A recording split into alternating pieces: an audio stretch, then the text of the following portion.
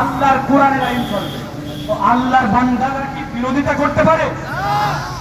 বিরোধিতা করবে তো তারা কাফের বেঈমান মুশরিক যারা, কাফের বেঈমান মুশরিক যারা এই কোরআন বিশ্বাস করে না, যারা রাসূলুল্লাহর আদর্শ ভালোবাসে না, তারাই বিরোধিতা করতে পারে, বিরোধিতা করতে পারে না।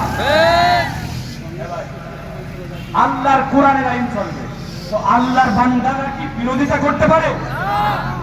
বিরোধিতা করবে তো তারা কাফের বেঈমান মুশরিক যারা, কাফের বেঈমান মুশরিক যারা এই কোরআন বিশ্বাস করে না, যারা রাসূলুল্লাহর আদর্শ ভালোবাসে না, তারাই বিরোধিতা করতে পারে, বিরোধিতা করতে পারে না। আল্লাহর কোরআনের আইন চলবে। তো আল্লাহর বান্দারা কি বিরোধিতা করতে পারে? বিরোধিতা করবে তো তারা কাফের বেঈমান মুশরিক যারা, কাফের বেঈমান মুশরিক যারা এই কোরআন বিশ্বাস করে না, যারা রাসূলুল্লাহর আদর্শ ভালোবাসে না, তারাই বিরোধিতা করতে পারে, বিরোধিতা করতে পারে না। আল্লাহর কোরআনের আইন চলবে। তো আল্লাহর বান্দারা কি বিরোধিতা করতে পারে?